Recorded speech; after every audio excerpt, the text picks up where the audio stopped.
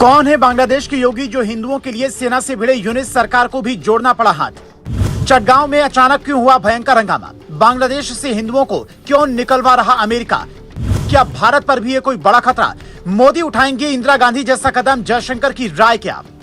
कहते हैं कि पड़ोस से लपटें उठ रही हो तो अपना दरवाजा बंद कर लेना उसका हल नहीं होता है, और भारत के लिए भी फिलहाल हालात ऐसे ही हैं। एक तरफ पाकिस्तान में आर्थिक संकट है, दूसरी तरफ नेपाल पर चीन की नजर है, और तीसरी तरफ बांग्लादेश में हिंदुओं के साथ लगातार निर्मम घटनाएं हो रही हैं, जिसके बाद सवाल उठ रहे हैं कि क्या मोदी इंदिरा गांधी जैसा कदम उठाएंगे? बांग्लादेश के वो योगी कौन है जिनके आगे बांग्लादेशी सेना की भी हवा खराब हो गई और उनके नाम के चर्चे अमेरिका तक गूंजने लगे? ये बात हर कोई जानता है कि अमेरिका ने कई बार दूसरे देशों को अस्थिर ही किया है ताकि वहाँ अपनी पकड़ बनी रहे। अभी बांग्लादेश की जो स्थिति है ये वही वाली है, वो पूरी तरह से अमेरिका के कंट्रोल में है। तो आखिरकार बांग्लादेश के उपद्रवी चाहते क्या हैं? क्या वो अमेरिकी एजेंट के इशारे पर वहां के हिंदुओं को लगातार निशाना बना रहे हैं? कुछ दिनों पहले ही ऐसी खबरें सामने आई कि अडानी कंपनी जो बांग्लादेश में बिजली आपूर्ति करती है, उसने कहा कि हमारे 7200 करोड़ रुपए बकाए हैं। अगर बांग्लादेश पावर डेवलपमेंट बोर्ड नहीं देता है तो 7 नवंबर से हम बिजली की सप्लाई रोक देंगे। अडानी की कंपनी अगर सप्लाई रोक देती है तो बांग्लादेश में अंधेरा छा सकता है,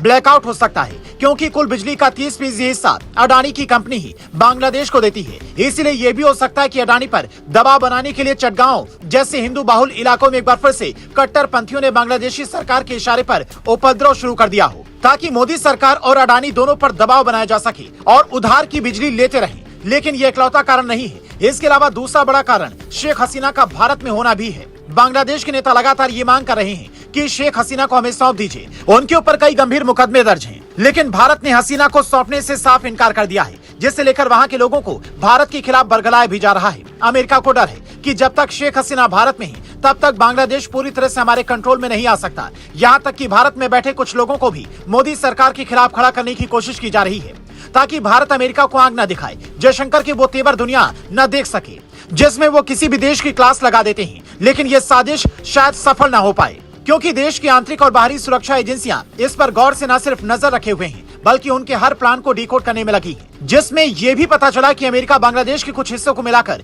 ईसाई मुल्क बनाना चाहता है। ये बयान खुद शेख हसीना ने भी दिया था। शायद यही वजह है कि अब बांग्लादेश के हिंदू बाहुल इलाकों को निशाना बनाने की कोशिश शुरू हो चुकी है, जिससे लेकर बांग्लादेशी इस्कॉन के सचिव साधु चिन्मय कृष्णादास ब्रह्मचारी कहते हैं इस देश में हिंदुओं को कुचलने की बड़ी कोशिश हो रही है। 25 अक्टूबर को चटगांव में न्यू मार्केट इलाके में जो रैली हुई उसे लेकर लगाए गए आरोप गलत है। वहां बांग्लादेशी राष्ट्रीय ध्वज का अपमान नहीं हुआ, बल्कि वहां पर एक इस्लामी झंडा था। चिन्मय दास के खिलाफ देशद्रोह का मुकदमा दर्ज हुआ है, लेकिन वो पीछे हटने को तैयार नहीं है, बल्कि ये साफ ऐलान कर दिया है कि हिंदुओं को एक करके आगे बढ़ेंगे। अपनी जन्मभूमि हिंदुओं को नहीं छोड़ना है। जैसा हिंदुस्तान में बैठकर सीएम योगी कहते हैं बंटना नहीं है, एकजुट रहना है, वैसे ही चिन्मय दास भी वहां के हिंदुओं को एकजुट करने में लगे हैं। अपने भाषणों और आध्यात्मिक बातों में वो लोगों में संघर्ष की इच्छा जगा रही हैं, जिसका सीधा सीधा असर कुछ लोगों पर दिख रहा है। पर सामने वालों की संख्या ज्यादा हो तो आप संघर्ष कब तक करेंगे और कैसे करेंगे, ये भी बड़ा सवाल हो जाता है।